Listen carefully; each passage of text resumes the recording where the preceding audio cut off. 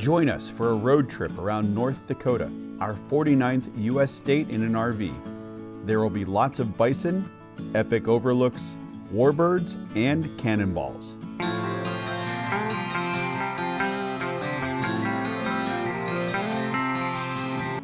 Kate and I started our North Dakota road trip by driving over the Red River into Grand Forks. Number 49, North Dakota. Woo woo! I can't wait to see what this state has to offer.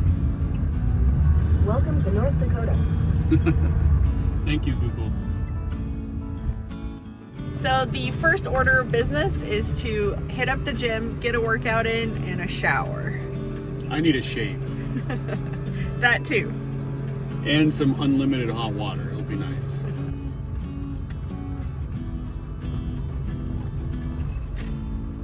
So how do I look? Clean shaven. Got my head, got my face. Oh, it's my favorite part. That was a nice gym and great showers. I approve. Yep. Well, it is almost 9. I say we do the hour drive to that city campground you found, because I was just looking at a map and the Cabela's in town is right along the train tracks. So I don't think we'd get much sleep. Nope. I'm good to make the drive. All right, I am too. Let me get my Chewbacca belt on. Let's hear it. Got Chewy over here, ready to rock and roll.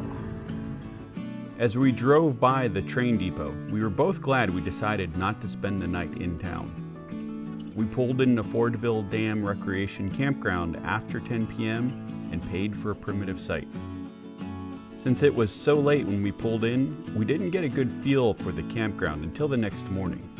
For $10 a night, the primitive site had potable water, picnic table, fire ring, and access to the heated bathhouse with showers. I decided to fill up the 20-gallon water tank built into our camper and the 11-gallon auxiliary water tank under our Norweld tray. With 31 gallons of fresh water on board, we were ready to hit the road and explore our 49th U.S. state in a camper. On our way to Minot, we stopped at the game preserve to take the auto tour and see bison. The climb up to the overlook was well worth it.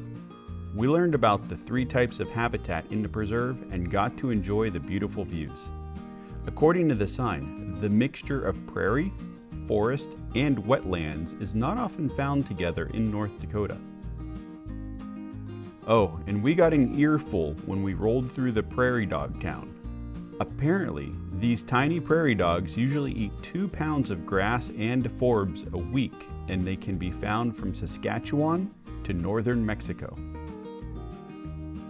Before leaving the game preserve, we drove up another overlook and parked the rig so I could make a cup of coffee and refill our water bottle for the drive ahead.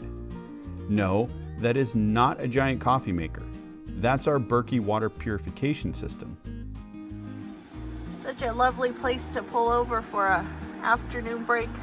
It is. I would say one of the more beautiful spots I've made a cup of coffee. Here's your ginger tea. Thank you. Oh, I'm sure people are wondering, I just sprained or stressed my wrist. That's what this is for. All that video editing. Yeah, too much time on the computer. Noodle life. It's a thing. It's a chopstick injury. One of Kate's favorite things to do is to read every road sign and billboard. It's also one of the ways she learned English when she moved to the United States from China. When we drove through Rugby, she read a sign that had us turning the truck camper around. Apparently, the city of Rugby is the geographical center of North America. Although based on new calculations, the geographical center of North America is no longer in Rugby, it was still cool to make the stop. We got back on the road towards Minot. Kate called ahead to book us an overnight stay at the Dakota Territory Air Museum using our Harvest Hosts membership. We made it. Our Harvest Host for the evening. I'm excited to check out the museum tomorrow. Yeah, same here. Admission to the museum was $10 per person, which gave us access to several exhibits and the World War II hangar. With Minot Air Force Base not far away, the museum provided some brief history about the base and Spittin, the green-eyed Canadian lynx, one of the mascots for the 5th Fighter Interceptor Squadron. The museum had quite a few civilian aircraft on display, including the Polar Pumpkin Cessna 185. According to the sign, it's the only single-engine production aircraft flown solo over both poles of the Earth. The World War II hangar was definitely my favorite part of the museum. Although we've been to many air museums around the country and have seen some of these planes at the world's largest air show in Oshkosh, Wisconsin, it's still cool to visit a local air museum. Plus, I could daydream about buying Betty's Dream and flying myself around the US in a B-25 bomber. Now that would be a cool way to travel. That was such a cool museum experience. It was. I really want that B-25 though. Is that the one that's 2.7 million? Uh-huh. We don't have it, but it's less expensive than the Black Hawk. The Black Hawk was 5. Oh, the woman did say they might be willing to entertain offers at 2.5. All right, keep making those YouTube videos. After the museum, we went to the Scandinavian Heritage Park to read about the different structures on display and the countries they represent. Kate's favorite was the replica of a cottage in Telemark, Norway. The main attraction that brought us to North Dakota is the Theodore Roosevelt National Park. We entered the park through the north entrance, south of Watford City, and were immediately greeted by a bison off the main road. Since it was getting late in the day, we decided to drive to the CCC campground to find a primitive site for the night. Kate has gotten so good at setting up our camper, she can do it with one hand while filming herself. With a high in the mid-50s, we set the furnace to 72 degrees Fahrenheit so we could warm up the camper. This primitive spot was $10 a night, and although the only amenity were the pit toilets, we pretty much had the entire place to ourselves and enjoyed the peace and quiet of this campground. Oh, and did I mention there was Verizon cell coverage as well? The next morning, we packed up our truck camper and made our way back to the north unit for the scenic drive. Kate's favorite stop was to check out the cannonballs. Erosion is slowly exposing these cannonballs buried within the sediment layers of the Badlands. And there was no shortage of bison along this scenic drive, including this one that had Kate smiling from ear to ear. I'm pretty sure this bison made her day.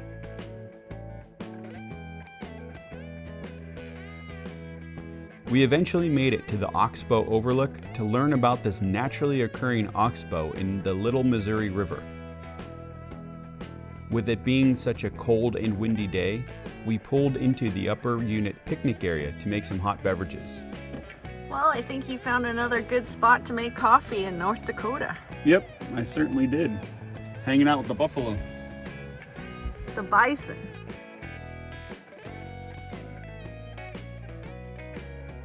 On days like this, we're both really happy to have heated seats. What coffee did you make? This is an Ethiopian from Doma Roasting in Idaho. With a nice hot cup of coffee, we made our way to the south unit of the Theodore Roosevelt National Park for another scenic drive. Unfortunately, part of the loop road was closed during our visit, so we only made it to Wind Canyon Overlook. With rain on the way, we decided to head to our next camping spot for the night and save some of the trails for our next visit.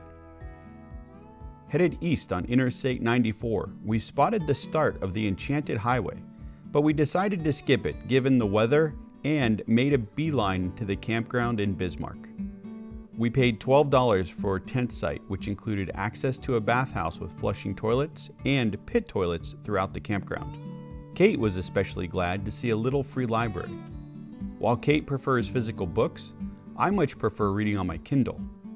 We went for a walk around the campground, learning about the history of the area before the rainstorm caught up to us once again.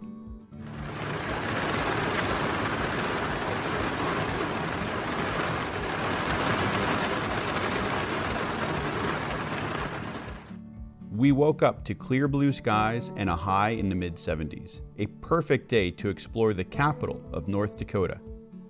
Before we got on the road, I checked the tires and the pressure as part of our pre-departure checklist. The North Dakota Heritage Center and State Museum is free to the public and has their own collection of cannonballs out front. After getting a full rundown of the different exhibits at the museum, we made our way to the Governor's Gallery to see the fashion exhibit. There was a lot to see at the museum and quite a bit of information to absorb. I enjoyed learning about the dinosaurs that lived in this area and the Mandan people, one of the well-known agricultural tribes of the Northern Plains. This morning when Kate and I woke up, she's like, well, I want to go to this museum, but you probably don't, so let's not go. And I said, no, let's go. I love what you love. And I had a lot of fun. If you're in the area, this is a museum definitely worth visiting, especially because it's free and there's a lot of cool stuff. Learn about North Dakota. All right, let's roll. Off to get diesel. People are always surprised when we tell them that we're Costco members. They have some of the best fuel prices around, and with an aftermarket 51-gallon Titan fuel tank and 12 to 14 mpg, saving money on diesel is essential.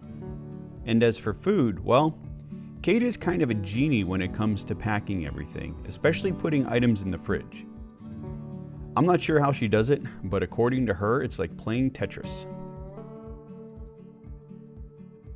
It ended up being quite the windy day in North Dakota, with dust devils all along our drive to the world's largest bison in Jamestown. That wind was intense. That was ridiculous. I thought I was gonna get blown away. You almost did. You almost got knocked over. With family to see in Nebraska, we got on the interstate and made the drive to Omaha to hang out with them for a few days. We hope you enjoyed this video, and thank you for sharing your recommendations of things to do in North Dakota. For more cool content and information about RV travel and camper life, visit we'retherussos.com. We'll see you next time.